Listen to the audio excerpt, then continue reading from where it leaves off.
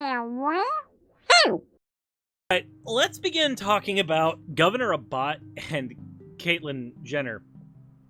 This is, quite the take. We're going to be talking a lot about Texas for a little while, I think, and that's, not something I'm super thrilled about, but, you know, here we are. We're going to be taking care of a lot of this, madness. So, first of all, let's go ahead and get into the fan art section so that we have that little dose of dopamine before we get into the absolute torture. So, from Dusk, we have says Suris Puka, but it looks like a dragon to me. Maybe I just am not familiar with every single fantasy creature. But it does look nice. And then we have one from Professor Glaceon, which is my regular Neko Suris model holding the Slime Suris model. Well, looks like I have to spend more money now and get this particular setup. So I guess expect that in the future. Thanks. With all that said, thank you all for your fan art submissions, and let's go ahead and get right into it. We're going to talk about Caitlyn Jenner's stuff first, because that is the quicker one of the two, and then we'll talk about the stuff that Governor Abbott has done. So, hello, Caitlyn Jenner. Let's go. I am for a women's right to choose. Okay, I can't hear you. Why can't I hear you? Let's see here.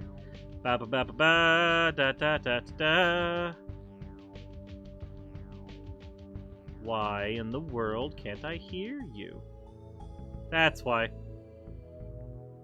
There we go. I am also for a state having the ability to make their own laws. Right, so let's go ahead and rewind this for those who aren't able to hear, okay? So the first thing that is said is Caitlyn Jenner is for a woman's right to choose. I am for a women's right to choose. Cool. And then? I am also for a state having the ability to make their own laws. Right. So let me go ahead and reduce this for you. This is like the intolerance paradox, where, like, if you're tolerant of somebody's intolerance, you're just being intolerant alongside them. If you are for a woman's right to choose, which would be in relation to abortion, what goes on with her own body, but you are for the states being able to individually mandate laws against that woman's body, you're actually not in favor of the woman's right to choose. Because what it comes down to is functionality. If functionally your position, when we reduce the erroneous pieces of it, is you are for the state having the right to tell the woman she does not have the right to her own body, your personal opinions on what the woman should or should not be able to do with her body don't matter anymore. They've been reduced out of the equation. You are not actually pro-choice. Okay? Also, yeah, if anybody else caught the states' rights issue, I don't remember the last time we had a giant states' rights conversation, but I remember there being some form of slavery involved. And so I support Texas in that decision. That's their decision. Right, so if Texas made a law that said it was okay to eviscerate black men, would that be okay? Because the only position you've given is, I think it's okay for states to make their own laws, and I support this state making its own law. But then, out of the other side of your mouth, you give the basically superfluous statement here that you support a woman's right to choose.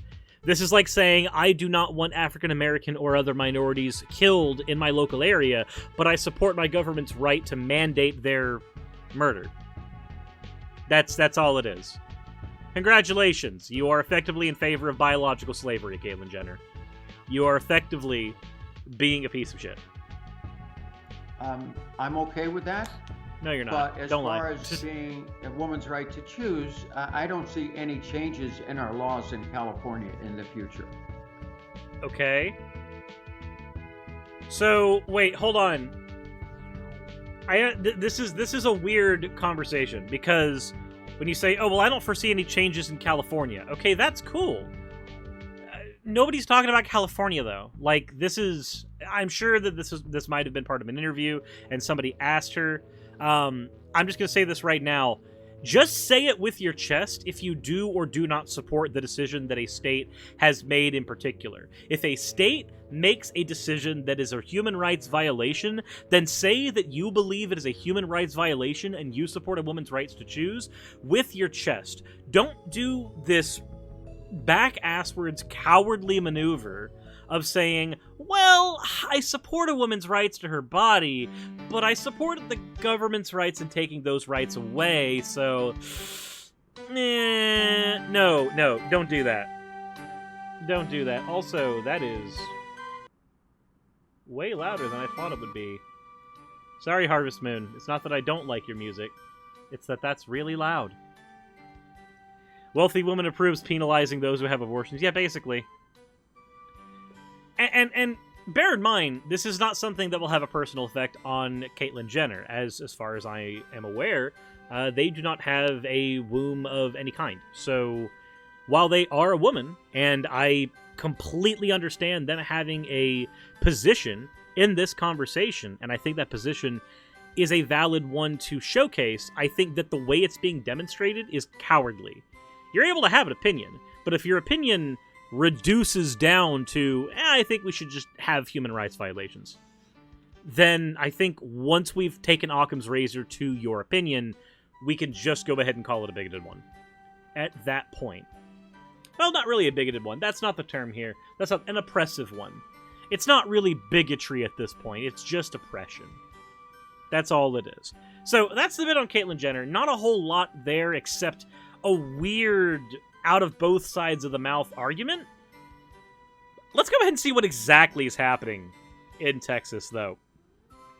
We already know that they've instated the heartbeat bill. We already know that the heartbeat bill does not make exclusions for incest or rape. We also know that the heartbeat bill means that after 6 weeks, you are not able to terminate. We also know that the vast majority of pregnancies are discovered after the 4-week mark up to the 7th and 8th week marks. So a good chunk, an astronomical chunk of pregnancies will not even be discovered by the time, like within the time allotted. And there are no exceptions made for that either. But I mentioned the rapist thing. How does Governor Abbott plan to handle the rapist problem? For instance, if you happen to be a person who has a womb and you are raped, and then you, as a person with a womb, are forced to bear the rapist's child, what provisions are there for you? Are there exceptions made for you because this is a child that will literally every time you look at them there will be a form of trauma associated with them and their existence? Is that fair for you? Is that fair for the child? I would say no. Forcing that decision onto a potential mother instead of allowing them to make that decision for themselves, see if they would be comfortable enough with those decisions. Let's go ahead and see what Abbott is saying about this. Texas Governor Greg Abbott weighed in on a burning question related to the state's recently implemented law banning abortions once a fetal heartbeat is detected. What about victims of rape? During a Tuesday press conference, Abbott said the law gives rape victims up to 6 weeks to get an abortion and thus does not force victims to have their assaulter's child. Okay, so let me throw out a scenario for you. This is going to be fairly traumatic for those of you who have potentially dealt with these things on your own. But let's say that the rapist, as is the case in the vast majority of rape cases, is somebody that you know. Somebody who is repeatedly assaulting you. They're somebody who is close to you. One, that makes it very hard to report. Because let's say that you are living in a home with your father, and your father is the one that assaults you. That makes it very hard to even make the decision to bring evidence that they've done anything to you to the courts or to the police. You're sacrificing your home. You're sacrificing your ability to live in a semi-stable environment. that's already enough pressure on people. But when you say, well, we have a 6-week limit for everyone, and that includes people who get raped, so it actually doesn't force them to have their assaulter's child. If you are being assaulted and you do not know that you are having a child, let's say that you... Let me throw this out there for you. Let's say that you live in an area with lacking sex education. These areas also tend to have higher rates of teen pregnancies and also have incredibly high rates, comparatively, of assault. Now, in these states where we know that the likelihood of you knowing to get a pregnancy test, to take care of X, Y, and Z, those aren't things that you might even have access to, especially if this is happening in the home. You might not have the ability to find out until after week 6, week 7, week 8, even later. You have no way of figuring that out in some cases. If you are a 16-year-old and you do not have any money to your name and you cannot communicate with people outside of your close friends and relatives, you might not have the opportunity to actually figure out if you are with child until it is too late. Previous provisions have allowed for 23 weeks, which I've also made arguments against, because I think that the fact that there are pregnancies that can last past the 23-week mark and still go undiscovered, undisclosed, means that we should have provisions in place for stuff like that still. But this is too restrictive. Again, a good majority of pregnancies are discovered after this 6-week mark to begin with. And if you are in a situation where someone close to you is the one assaulting you, which is what happens in the vast majority of cases, you might not have the resources to find out. This is disgusting. Because this literally just forces victims to have their assaulter's child. And a bot says that that's not what's going to happen. It doesn't do that. But it comes down... This is like with Caitlyn Jenner when she says, well, I support a woman's right to choose, but I also support Texas's right to revoke that right. When you say it doesn't force victims to have their assaulter's child, but yet in functionality that is what's going to happen, you saying this technicality bit, it doesn't matter. Being technically correct is not always the best kind of correct. So the state of Texas has taken national beating for the passage of Senate Bill 8, which went into effect September 1st. Under the law, abortions cannot be performed once a fetal heartbeat is detected, which can happen as soon as 6 weeks before women know, which is before many women know they're pregnant. It also allows private citizens to sue abortion providers or anyone who helps someone get an abortion.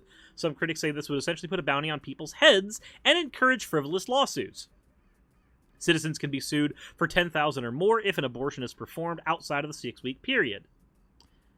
I'm just going to say this right now. If you happen to be the judge in a case where this is happening, you are an absolute scumbag if you actually allow one of these suits to go through, as opposed to just mocking and making fun of the piece of shit that brings the suit up to begin with.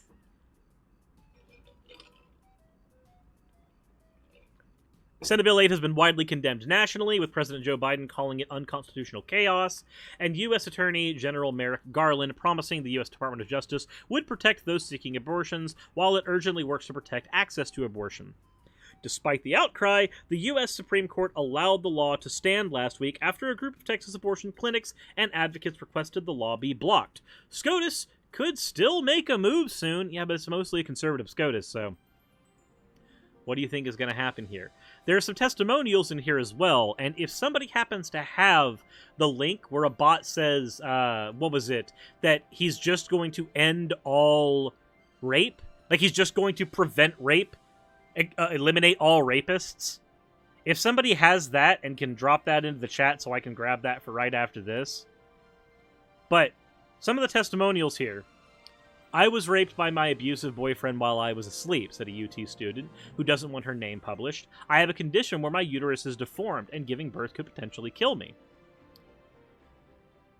With loud voices trying to reach Abbott, he's still backing the bill, even when asked why there's no exception for victims of rape. He says, "Let's be clear, rape is a crime, and Texas will work tirelessly to make sure that we eliminate all rapists from the streets of Texas by aggressively going out and arresting them and prosecuting them and getting them off the streets." But I'm not sure if you have a brain cell. I'm not. Also, Dr. Shrumbit has dropped a YouTube video. I think this might be the one. Okay, here we go. Bill, why force a rape or incest victim to carry a pregnancy to term? That was my coworker Alex Rosier. Because obviously it provides at least 6 weeks for a person to be able to. It provides at most 6 weeks, Governor Abbott. At most 6 weeks. That is how it is worded. To get an abortion. Actually, at most 6 weeks. I wasn't even aware that they were gonna go there. My criticism and the anchor's criticism are identical. Let's continue. And that is before medical professionals say most people, assault victim or not, know they're pregnant. Correct. Rape is a crime. Okay, so why are you making it harder for the victims of said crime to function? And Texas will work tirelessly to make sure that we eliminate all rapists from the streets of Texas. Okay, buddy. All right, I'm not too concerned with what the news anchors have to say about that, because this is my segment. I'm just curious here. How would you eliminate all rapists? How would you go about doing that? Do you just plan on one, when he says I'm going to get all rapists off the streets? This assumes that the vast majority of people who rape are random fucking street thugs or street criminals. And while there are people who do that, while there are lowlifes who do engage in that kind of behavior, again, the vast majority of rape cases are with loved ones, with people you know, with people you trust. Like, you're gonna just stop all rapists? You're just going to magically click a button and they're gonna stop? Like, your answer to the problem of rape victims is to continue to put a stranglehold on what victims can and are allowed to do, while engaging in the superhero-like fantasy that you can eliminate all crime. Governor Abbott is, no joke, LARPing Batman in the Long Halloween. He is legitimately pretending that he can do a one-man army spiel. And what was the whole thing that happened during the Long Halloween? I know this is fiction, so it's not the best comparison. But what was the whole thing with the Long Halloween? What was literally the whole premise of that? Was that Batman's war on crime would be an endless one, because that is the nature of crime. He managed to stop organized crime in year 1, and then it evolved and adapted to him. That is how supercriminals came to be within that particular canon. It was an adaptation to the existence of Batman. Governor Abbott is unironically trying to live out that LARPing fantasy, where he gets to have this one-man army reign against crime and rape, as if that's going to do anything.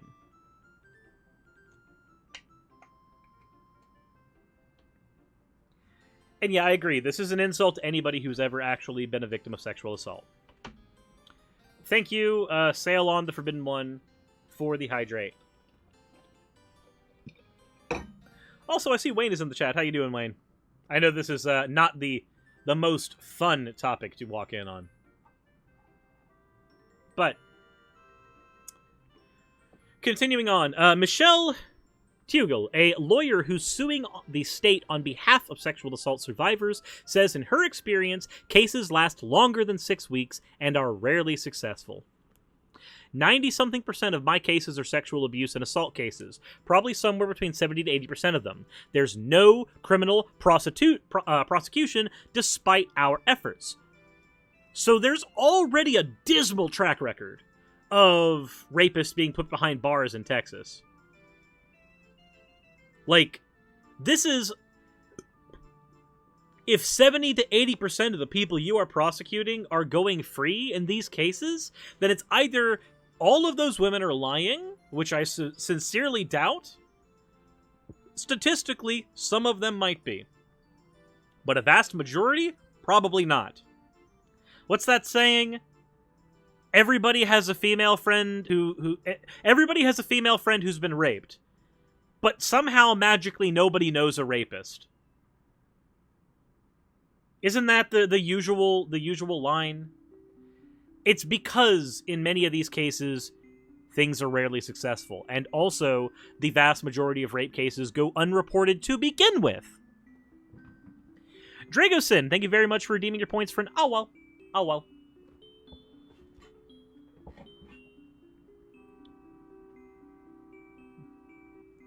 Hayes County District Attorney Westmouth says many rape cases don't make it to trial. Again, already pointed that out.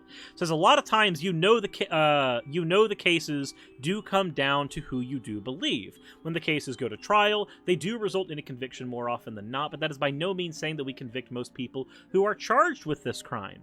There's a gray area when you define rape, making it harder to arrest someone who's accused, according to Mal. Oh boy, isn't this funny? In the rape cases, they are usually people that know each other, and one person is taking advantage of the other person. As protests make their way to the Capitol, survivors hope their voices don't go unheard. I'm just curious, how much trouble should I actually stir up in Texas when I head there for the Faithless Forum? Should I get there a couple days early and just, like,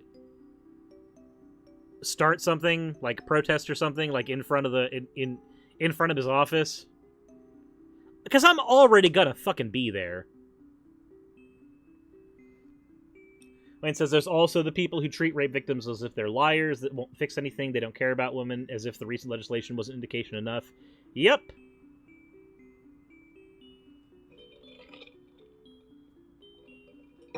I'll see what I can do. There might not be much I can accomplish there, but we'll see. I'm only one person, and I'm not that important.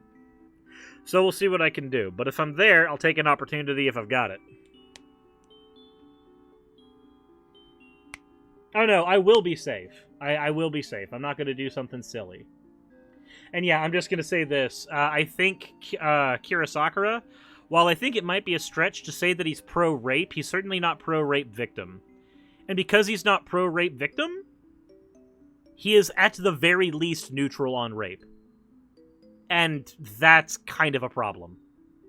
Kind of a big problem. But with that said, that's the fustercluck going on in Texas. Not only do we have the issues with what Abad is doing, we also have Caitlyn Jenner's ass-in-mouth conversation about, I support women's rights to choose, but also I support the state's rights to take that right to choose away. Again, if we apply Occam's razor, no, you do not support a women's rights to choose. Because if you did, that secondary issue would not come up. But it does. But, with that said, this is where I throw the conversation back to you guys. Let me know in the comments section what you think about this whole fustercluck. Do you think that this is going to continue on the way it is? Are we going to continue seeing the Al-Qaeda forces in frickin' Texas do the things they've been doing this whole time? Or do you think things will actually get better because of all of the shit stirring that is going on? Fallen Gaming Stream, thank you very much for the follow.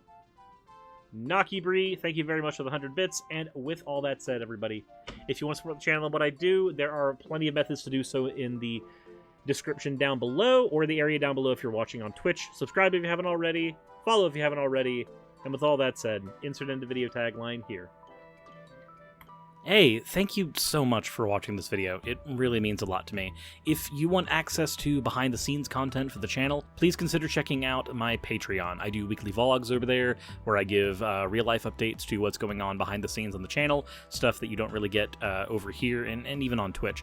Patreon also helps the channel's stability a whole lot. Without Patreon, I wouldn't be able to do this, at all. Especially with the kind of content that I do, neither YouTube nor Twitch are the most stable sources of income. If you are a $20 and up patron, then you will be featured on the ending slides as shown in the beginning of the end credits. If you want to catch the streams where all this content comes from, then consider heading over to Twitch and following. And if you want to continue watching over here on YouTube, maybe consider clicking one of the end screen videos. And once again, I want to thank you so much for spending your time with me over on my channel. I wouldn't be able to do literally anything that I'm doing over here on YouTube without each and every one of you. So thank you.